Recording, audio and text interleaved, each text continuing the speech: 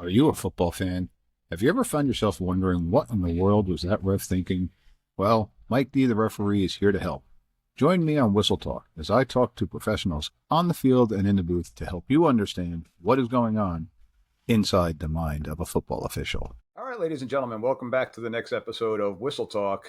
Tonight I got with me somebody that a little bit closer to home. I've had a couple of other people from around the country on, but tonight's guest is somebody from our Shore chapter here in New Jersey. I'd like to welcome Mr. Andrew Rosenbloom. What's going on, Andrew? How are things going? What's up, Mike? Thanks for having me. I just want to commend you for this. It's been awesome. I You're appreciate doing it. a great job with it, and it's great to be here.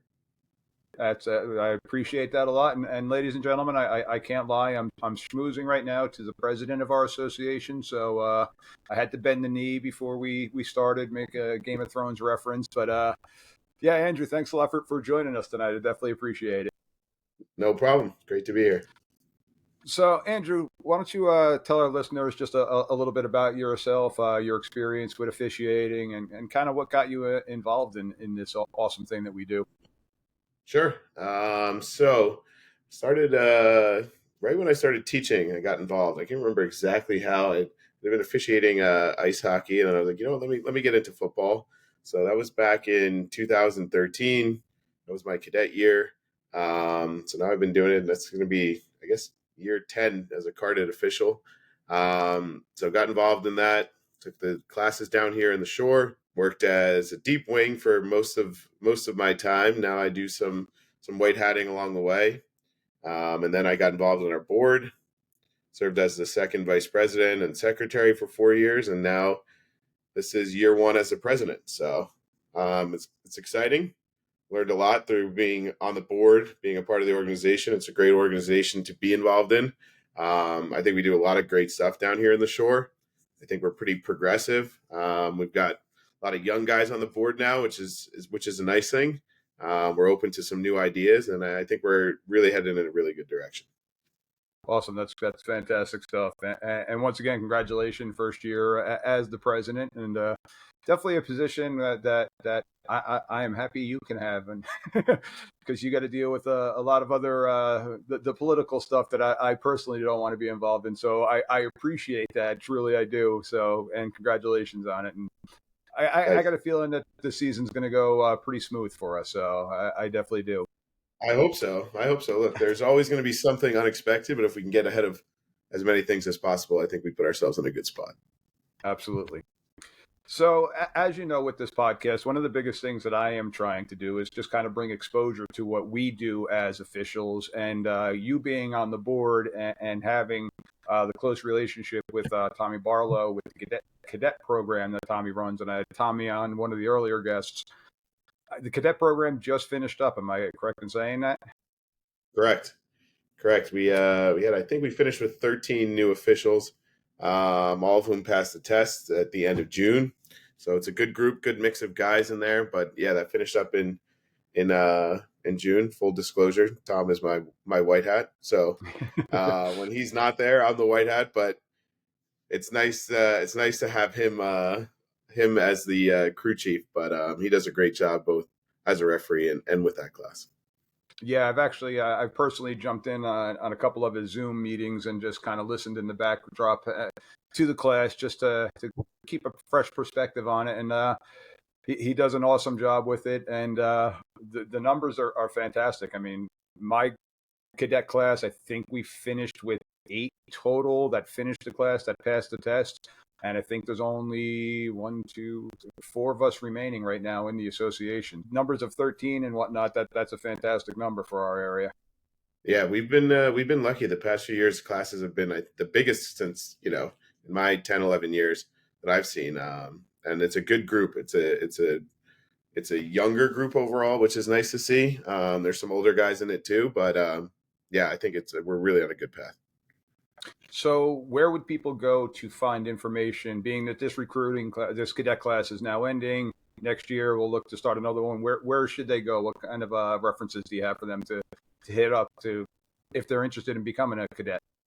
Yeah, there's a couple different ways they can go to our Twitter account, which is just NJFOA Shore, or the Instagram account go to our website. You can email Tom and or me directly. You can email our njfoashore@gmail.com account, any of those things. And then we also get names. The state and the NFHS has ways to show your interest. So we get those names as well. And then Tom reaches out to those people via email. So there's lots of different avenues for guys that are interested that they could kind of get involved. Awesome. And for those that are listening that may be in the car somewhere, I'm going to put those in the show notes too. So if you're a new listener, they're typically always in my show notes, but I wanted Andrew to get a plug in for our short chapter and for our state of New Jersey chapter as well. So NFHS doing its job. So yep. One of the main reasons I asked Andrew to come on the show this evening is his experience as a deep wing. With, again, the experience as being a white hat, but the majority of your time you've spent as a deep wing official. And with that being said, one of our focuses that I would like to get into in a moment or so, but we're going to talk about pass interference penalties tonight. So I know I've had people hitting me up asking for more rules stuff, some mechanics and different things like that. So tonight we're going to focus on both offensive and defensive pass interference.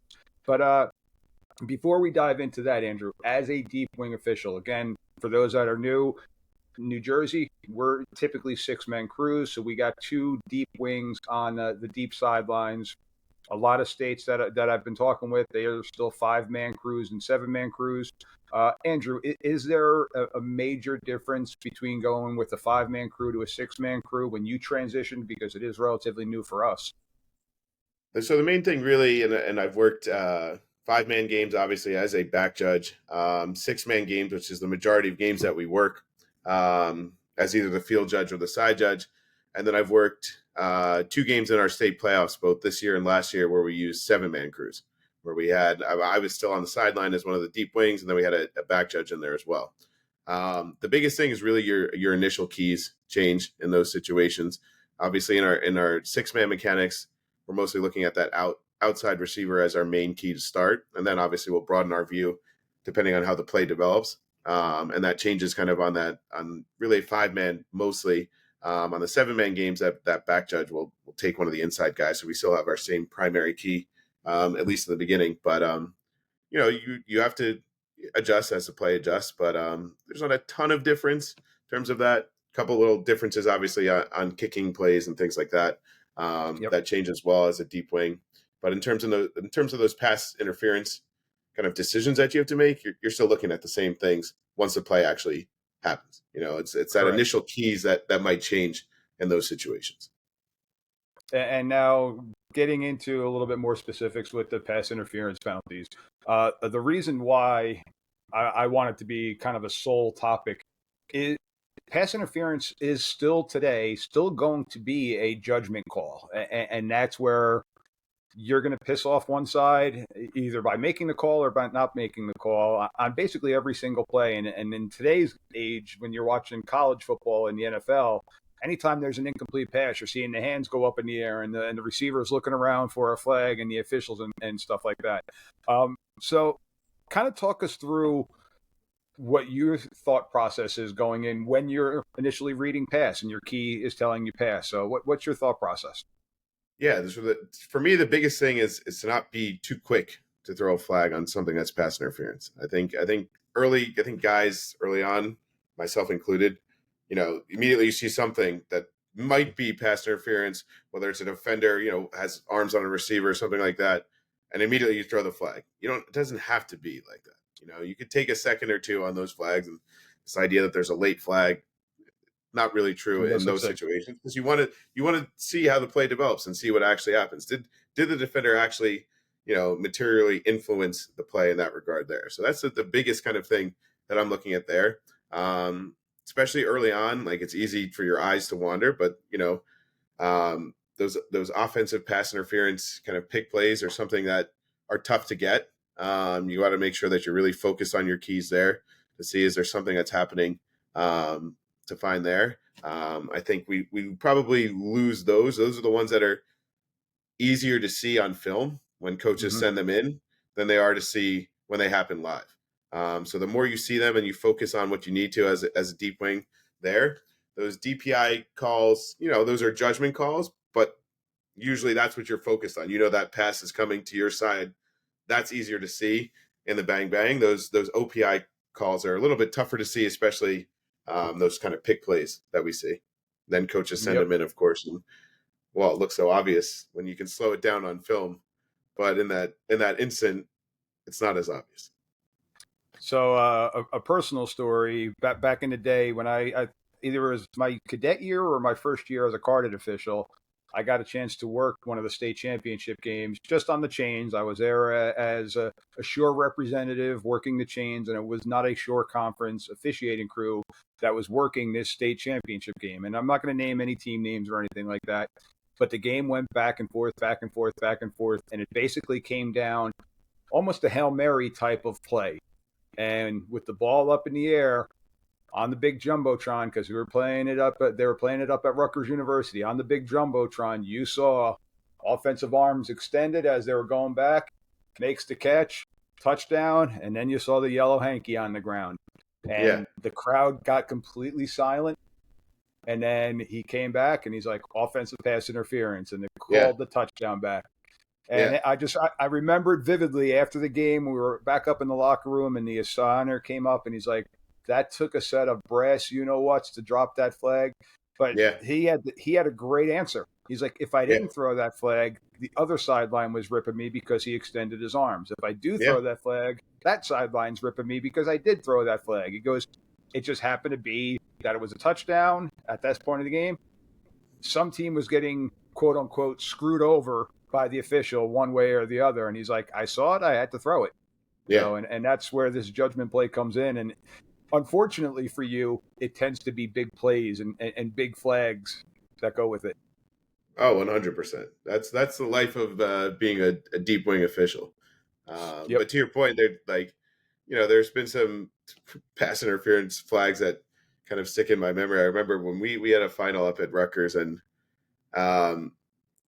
in high school football, if you have pass interference penalty, for example, on a touchdown, it still gets enforced, which throws everybody into a loop. Coaches, fans don't understand this. They're used to the penalties decline, touchdown type deal that they might see on Sundays. And I remember there was the kid made an unbelievable catch for a touchdown. And prior to that, he got mauled. And both myself and the short wing had thrown pass interference, and it was that. And Tom kills me anytime, and I've probably only done it, I don't know, maybe 3-4 times in the many years we've been working together where we've had pass interference on a caught touchdown. And every time I'm like, oh, I could have waited maybe a half second, maybe another second to see that I really need to throw that one. In this case, it was pretty bad. So the coach then got to enforce it. He chose to enforce it on the kickoff, so he got a 15 yards. He got double good. Got the touchdown and then 15 yards on the kickoff too. So the other coach was confused, but when he got it explained to him, he understood. And that's where this penalty in particular does confuse a lot of coaches too, because and more so the fans, because in high school football, what's the penalty for pass interference? What's the yardage? 15 yards. 15 yards. That's it. Automatic anything? Nope. Not anymore. Not a spot foul. Not any of the things that they might see on Saturday, Sunday. Yep, and that still confuses the heck out of people, and it gets even worse when it's inside the red zone or when you're inside the 30-yard line and you're only going half the distance, and it's 3rd and 12. Exactly, 3rd and 12, pass interference in the end zone, something like that. You're not putting it at the 2-yard line, the 1-yard line. You're not. It's just. It is what it is. That's our high school rules. Yep, it's half the distance, and if that half distance happens to get you a first down, then it's a first down, but there is not any automatic first down. Exactly. So with that, I have here a couple of references, and I'm just going to hold them up to my camera really quick, but my hand here is our mechanics manual for the state of New Jersey. My opposite hand here, we've got the rule book for the NFHS. Plus, I've got the Reading book here. I've got notes here. I pulled all this stuff out just for these two particular penalties. Okay, pass interference. Because of the nature of this penalty, because it tends to be a big play or negating a big play, a 15-yard penalty.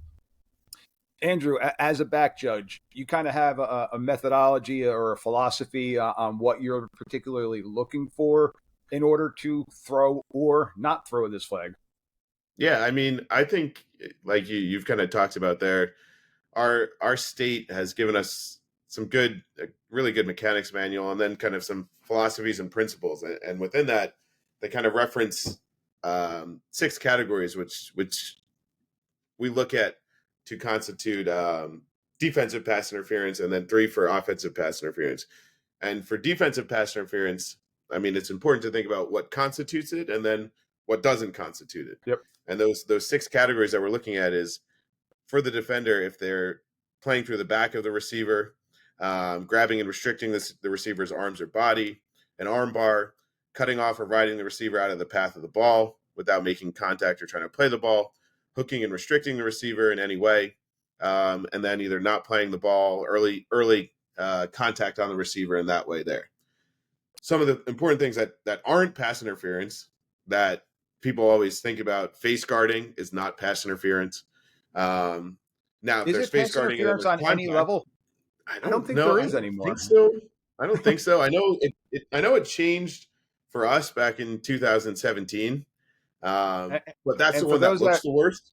yeah, Like and for those you people see that it. are unaware, I'm sorry to interrupt you. For those that are unaware of what face guarding is, it's just if a defender is running and they've got their back to the quarterback and they can't see anything, but they just put their hands up in the air and are kind of causing a distraction without making any kind of contact with the receiver or even with the ball.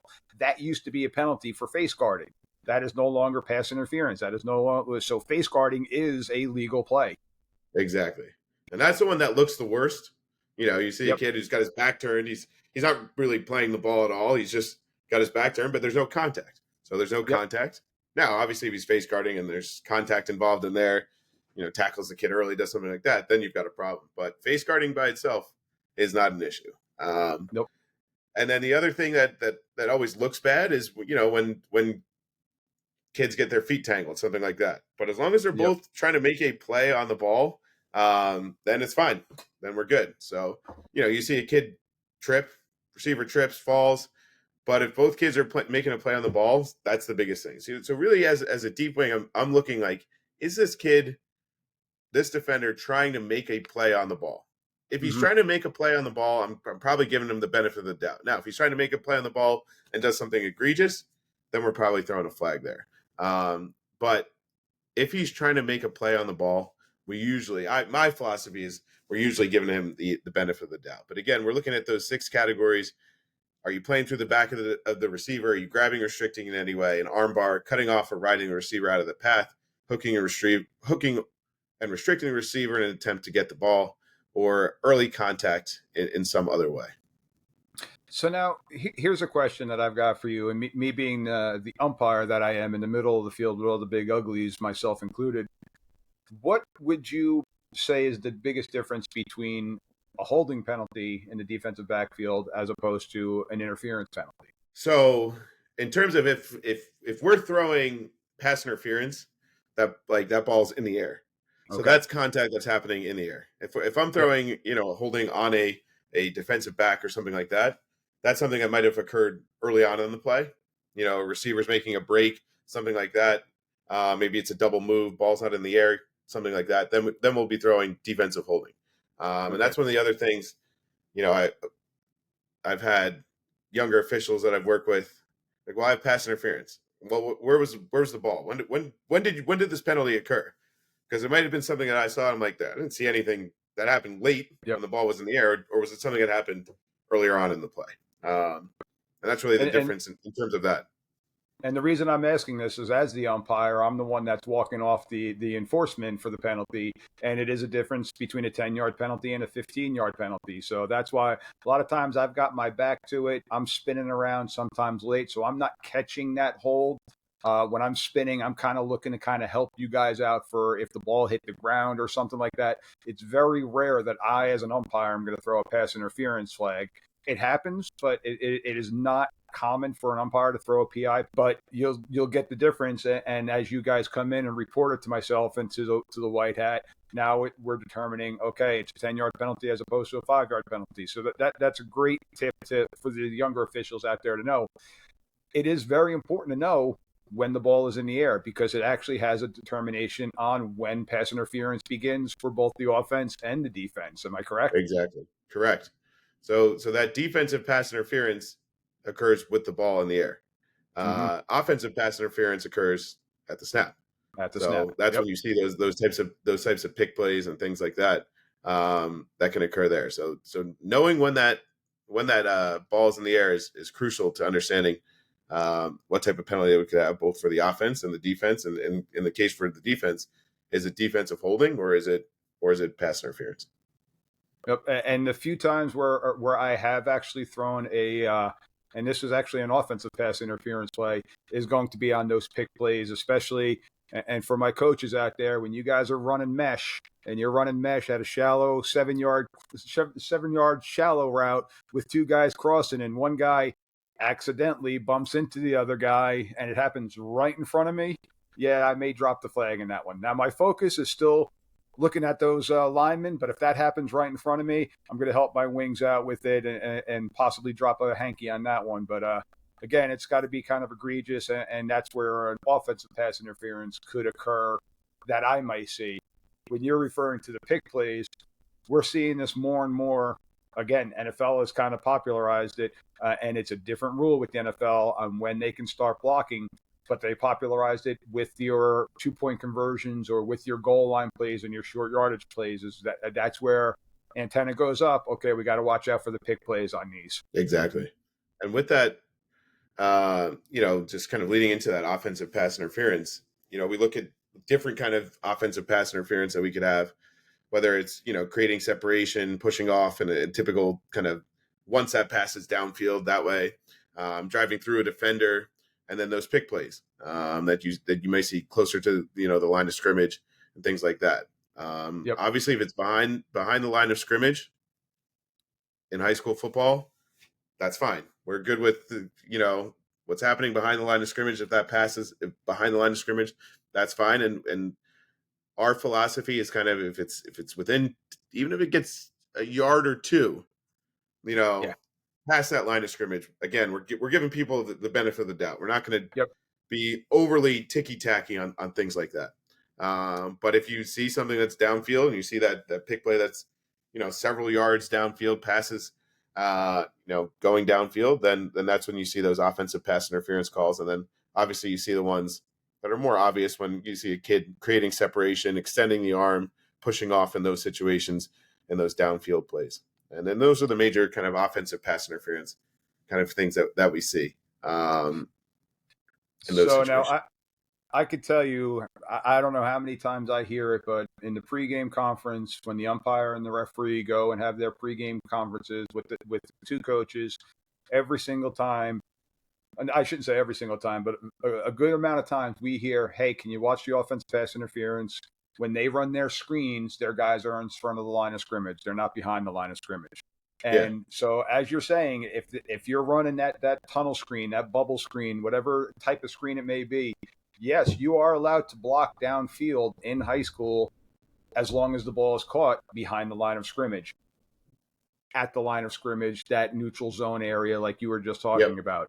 It's now when all of a sudden that ball is going downfield where the quarterback may hold on to the ball an extra second or two, and his guys are now engaged 6-7 yards downfield, and they're not catching the ball till 2-3 yards downfield. Well, that's where we got the interference coming into play. And those are the plays where a lot of the coaches don't realize it. Right at the line of scrimmage, we're going to give that to both teams. Like it's going to go both ways for that one too. But they're always saying, hey, can you just watch the guys either illegal man downfield with their RPO games or watch them blocking us downfield? So those are a lot of things that then we'll bring back in our crew pregame conference and say, hey, short wings, deep wings, just keep an eye out for this. They run a lot of screens, so just be aware for that. So now we're sitting here, we're on a computer right now, just BSing about football, and you just rattled off 9 different scenarios, 6 on the defensive side, 3 on the offensive side that are just there to help you determine pass interference. Yep. Ladies and gentlemen, this is a high school game. It is still fast. It is still high level. These are the decisions that we're being asked to make in that moment of the time. So this is why, ladies and gentlemen, when you say, oh, that flag was so late, no, we're processing. We're marinating on it. We're making sure we saw what we saw. It hits those categories or that major category. Here comes the flag. Because too many times, and I know, Andrew, you could attest to it, and myself too, and we're now more seasoned veteran officials, we tend to tuck the flag a little bit deeper to see it first. Where back when I first do it, oh, well, that's a flag. Oh, well, that's a flag. Oh, wait, no, you can't do that. And no, that's not the game, and that's not what we're there for either. So exactly, my parents, my fans that are listening, we're not throwing it late. It's not something that we're sitting there like, oh, wait, that was on Team Red. I don't like Team Red. Here comes the flag now. No, we're letting it sink in. Exactly. So that's the biggest thing. It's not late. It's just, and it seems like it's an eternity, and it's really maybe a second or 2 seconds that flag is coming out, and you see it. Even now there's so many guys commenting on oh, the flag was so late. It wasn't late. It wasn't like you just said there was some bias that, wait a second, I got it. This is my chance to help Red out. So we're just making sure that what we saw is a flag, and it should be thrown. Absolutely. All right, so with that, we're going to take a quick little break here, and when we get back, we got I pulled up 6 clips from games in our area in the last couple of years, Andrew, that you and I are going to kind of dissect and talk about, break down, and give me your opinion on if there should have been a flag or if there shouldn't have been a flag, and different things like that. So go for a little beer run, go to the bathroom, go get gas if you're in your car right now.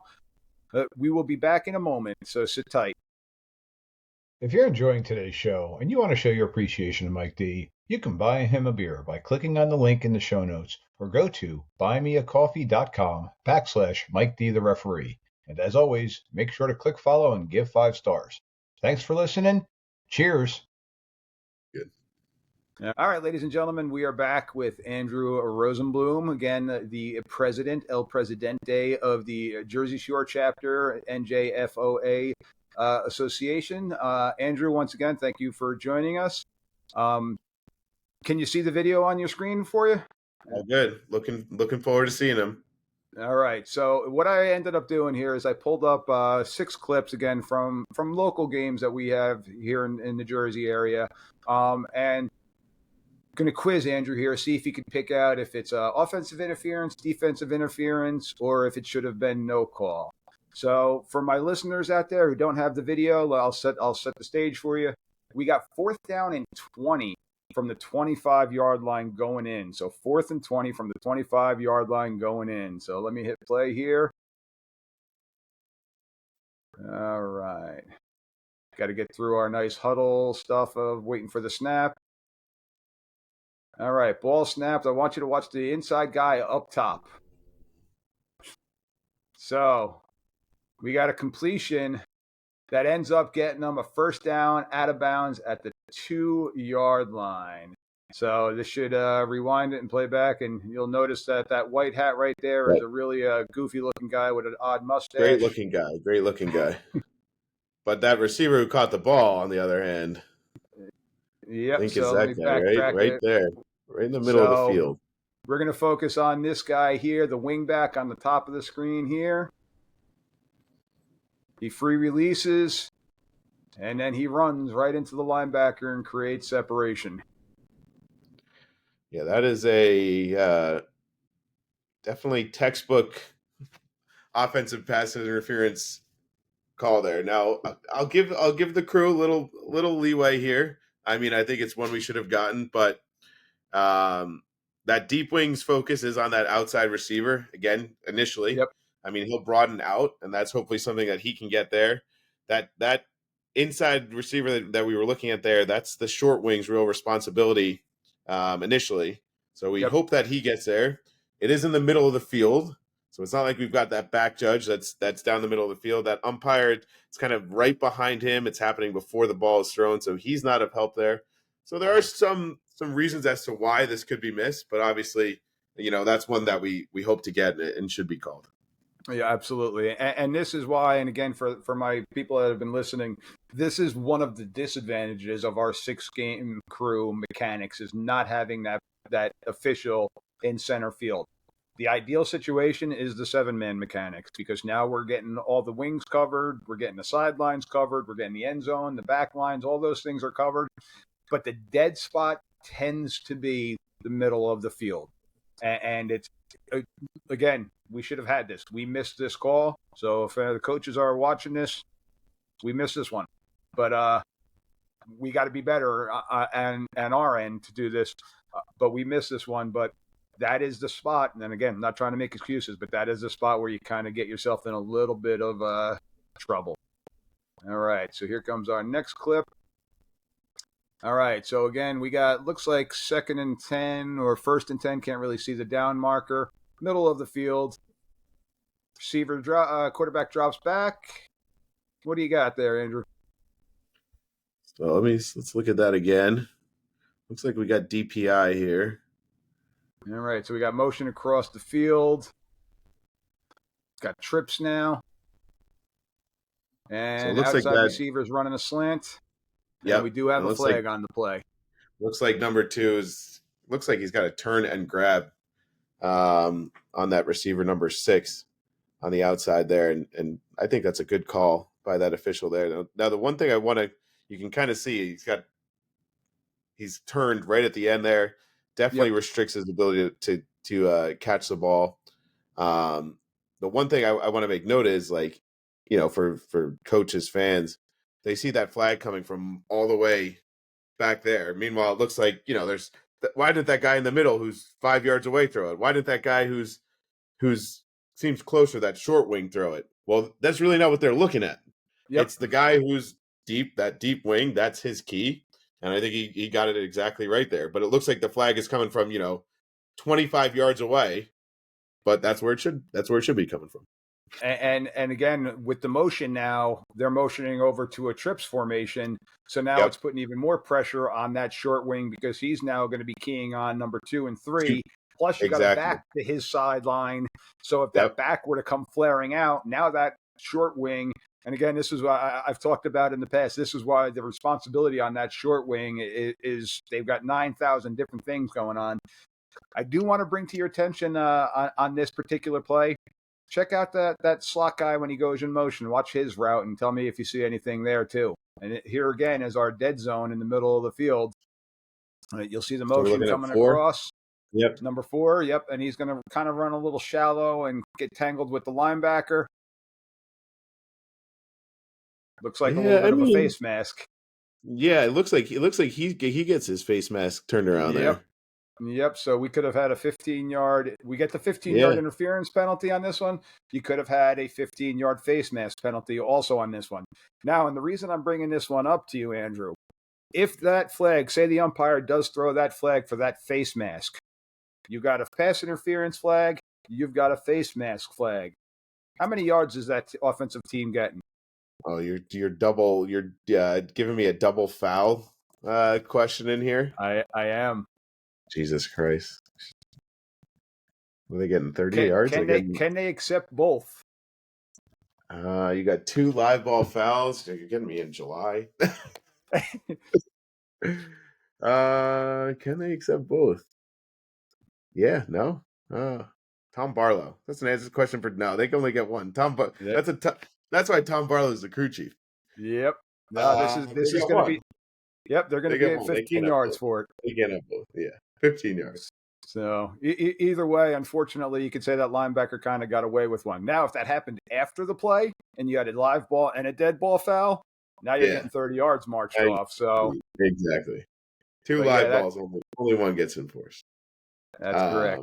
I was going to say, to your point there, when I watched this clip in the beginning, I was like, what is that mess happening in the middle of the field? Yeah. And I couldn't, at first I thought, is it some type of pick play that's happening there? Is he trying to drive the receiver back? Because there's two receivers in about within half a yard of each other.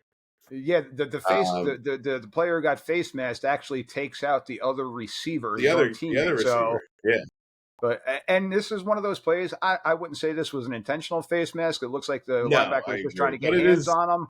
But he definitely caught the face mask and he definitely pulled. So it would have been definitely a 15-yarder, not even a 5-yarder in that aspect. So yeah, and to your point, that's that area of the field with our 6-man mechanics, especially when you've got receivers going downfield on both sides. That is tough to get, in our situation. All right, so let's move on. This is going to be clip number 3 popping up here. All right. I can't see yards on this one, but we got another slant. Looks like by the inside receiver here. Got a slant pattern going on.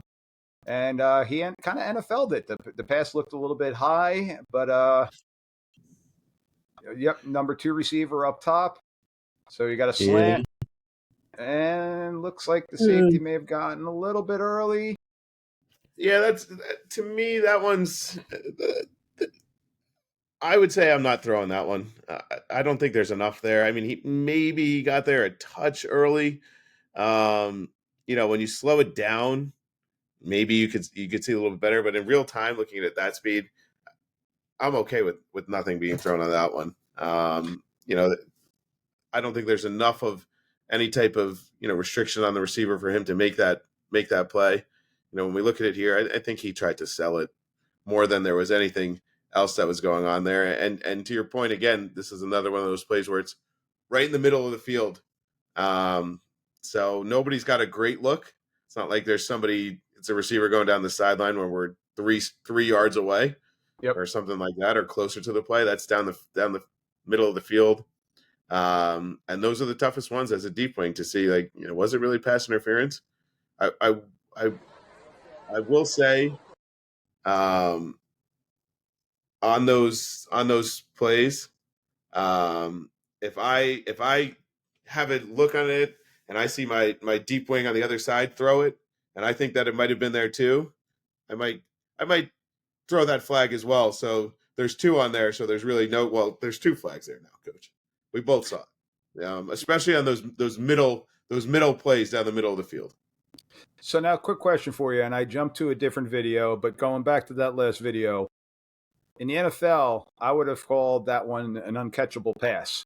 That ball looked like it was probably about a good 5-7 yards over the receiver's head. Now, I don't know if that was because of him being held or any type of interference. In high school, is there such a thing as an uncatchable ball? There is no such thing in high school as an uncatchable ball. Okay, now that is a very key thing. With that said, if somebody's throwing a ball into the stands, and there's something there, we're not throwing that. But in situations like this, we're not going to be the judge of something that's uncatchable in something that's landing within the field of play. Because again, that's one of those scenarios where I'm seeing this on the sidelines of the coaches freaking out, saying uncatchable, and a play like that. You see it especially on balls, along the sideline. If it's landing anywhere there, now if they're throwing it into the 4th row to the band, use common sense as a high school official. Yep. All right, so we got the next film pulled up here, and by the looks of it, we got second down and 25 is kind of what it looks like with the chains going on here. Now, being a former coach for as many years as I have, I can tell you when I was putting together a play call sheet, I didn't have a 2nd and 25 call on there. So typically in scenarios like this, you're looking at a screen possibly coming up. You're looking at something to try to get you a chunk of yardage where you're then in a manageable 3rd down position where you're not like going to go 3rd and 25. So if you're going in this scenario, you got an empty set. So if you're going 5 verticals in this one, this is one of those times where I would look over at the sideline at the coach like, what are you doing?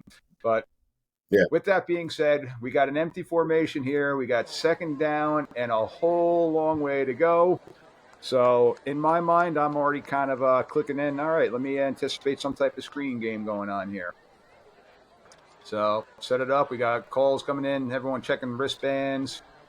Formation. You got trips to the right side. 2 receivers to the left.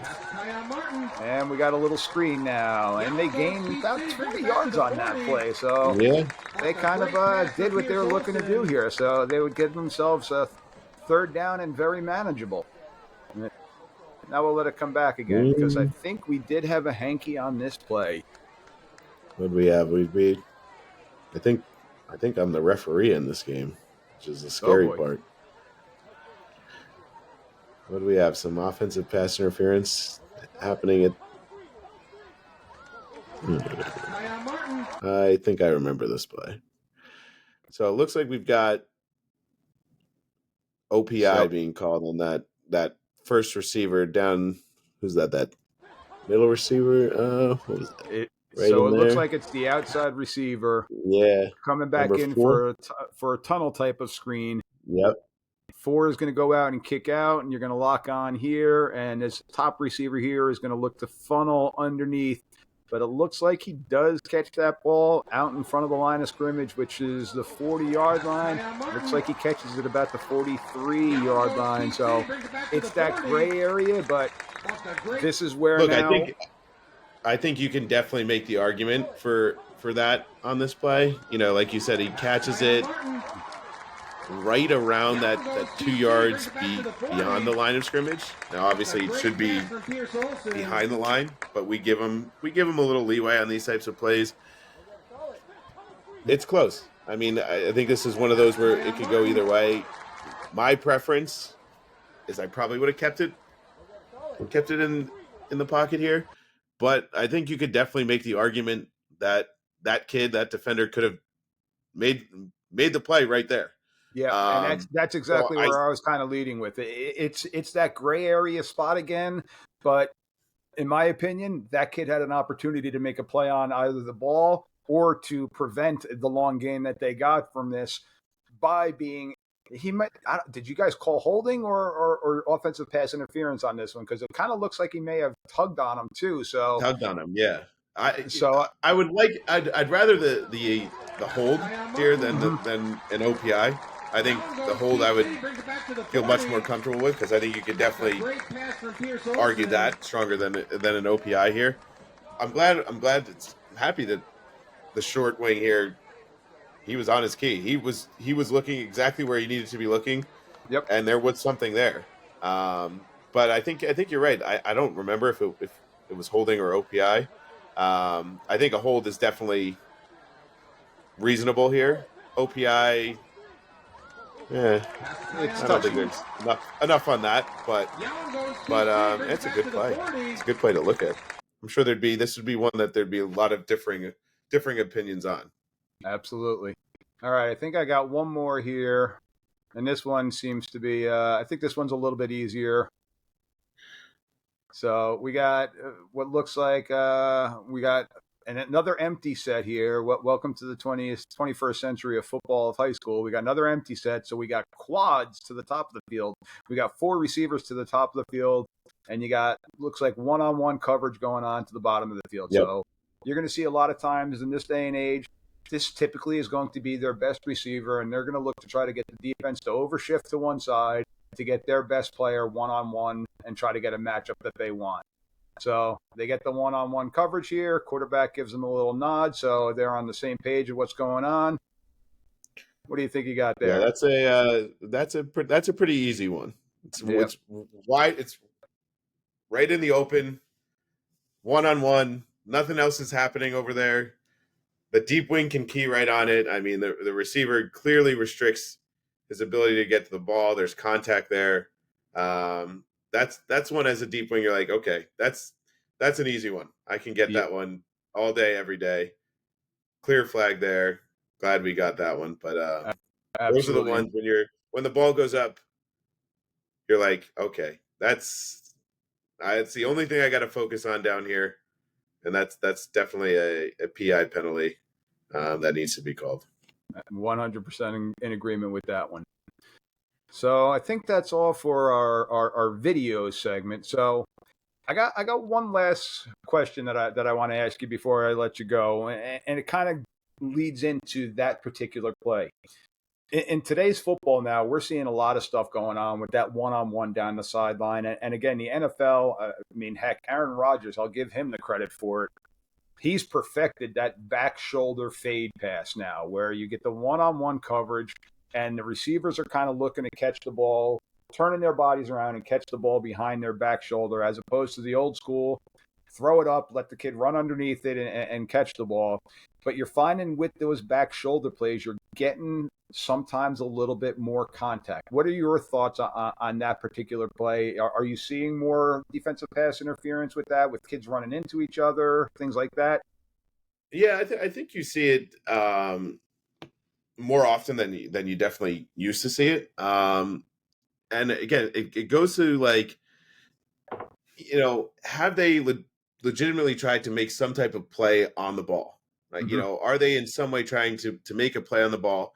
If they do, then like I said, I'm going to give that defender the benefit of the doubt more times than not.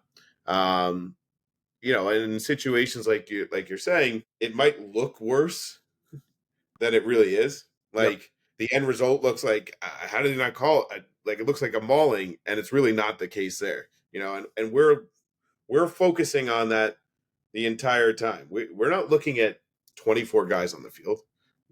Our key is in a certain situation. So we've got to see how the play has developed, what those 2, 3, 4 guys are doing. And you got to see the entire play and how things developed in there. But the key thing that I'm looking at here is, was there a legitimate play on the ball by the defender, or was he in some way have no idea what's going on, and he's just playing the receiver and in some way impeding his ability to catch the ball? Yep. And a lot of times, I know when I used to be the short wing, a lot of times you would see it more often than not when you got man coverage, when they're in some type of press lock coverage where the guys when they're in each other's face in their grill, and all of a sudden the receiver gets a step past them, and now they've got to put their foot in the ground to come back to the ball at the back shoulder, and the defender is continuing to run into them. And if there's contact made, got to be thrown. If there's no contact made, then you got your face guard and you got good defense. Exactly. So, well, Andrew, I've taken a lot of your time tonight, and I do appreciate you coming on and joining us. And I hope for the listeners out there, you got a little bit of a better understanding of what is going through the mind of our deep officials when the ball is in the air, why they are throwing a pass interference penalty or not throwing a pass interference penalty. Andrew, one last time though, plug our association. How can people get in touch with us? And you could throw my email, MikeD@gmail.com. You can contact me. If any of you are out there interested in becoming an official, reach out. Andrew, how would they reach out to you or possibly Tom? Yes, so they can reach out directly to me. My email is ajr850@gmail.com. You can reach out to our NJFOA Shore @gmail.com email. That gets seen by a bunch of us. We've got our Twitter, NJFOA Shore, our Instagram, same thing. It's a great organization. We got the best apparel in the Shore. The NJFOA Shore apparel is the best apparel in the Shore too. And it's just fun. It's a fun organization to be a part of. It's a great way to make a little extra cash on the side. You meet a bunch of great guys, and it's a lot of fun. So there's no reason to not join. If you're looking to get involved, reach out to any one of us. Reach out to Mike, myself, Tom, anybody on the board.